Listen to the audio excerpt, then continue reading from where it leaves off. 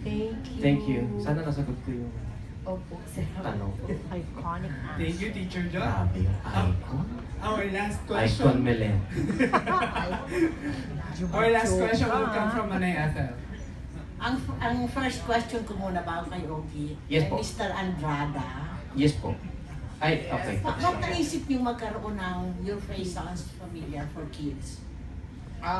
Unang-una po kasi, pagka-kids, number one, cute. Tapos number two, di ba parang, ang mga bata ngayon kasi sobrang mga talented eh. So parang, di ba, aminin nyo sa mga YouTube, yung talagang feature nga ni Ellen DeGeneres, yung mga Pinoy na kids. So yun po ang inspiration noon para maipakita po natin na sa kapamilya, ang mga kids, sobrang mga magagaling at mga talent.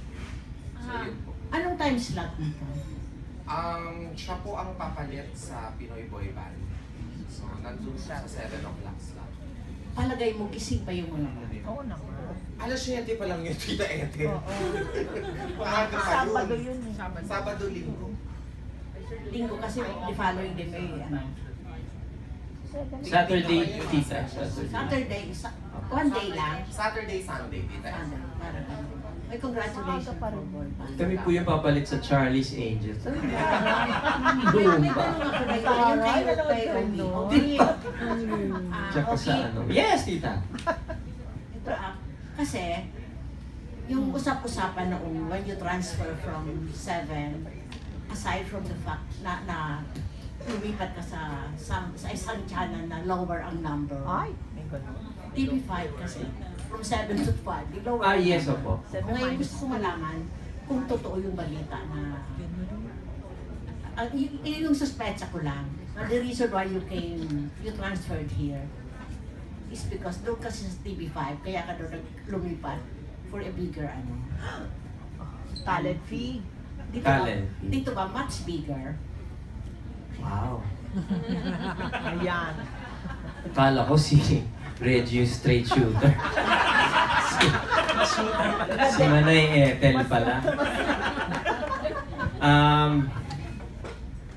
Alam mo tita, yung usaping pera kasi I really don't really want to talk about it kasi I don't think it's ethical for me to talk about it. But it has never been the priority of mine, money.